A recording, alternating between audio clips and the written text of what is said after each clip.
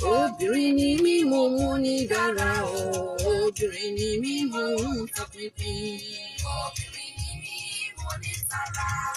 Obìnrin ni mí mo lánà.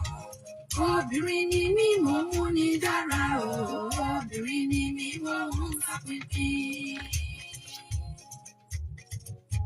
Àtọkọ àtọmọ ẹbí mi, mo gbélé ayé mi lé wọn lọ́wọ́. Mo ń tì wọ́n lẹ́yìn pẹ̀lú òye.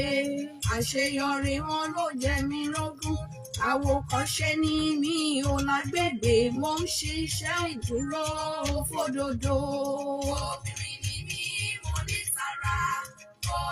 Ẹ kú ilé, èmi náà káàbọ̀. Obìnrin ni mí, mo mú ní dára o. Obìnrin ni mí, mo mú.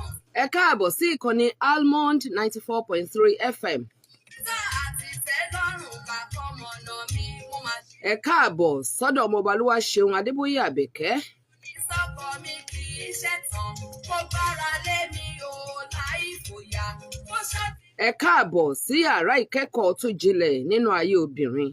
Ìrànlọ́wọ́ fún obìnrin ni mí.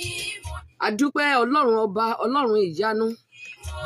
Atẹ́rẹ kárí ayé ìjìnlẹ̀ ìfẹ́. Mo ní dára o.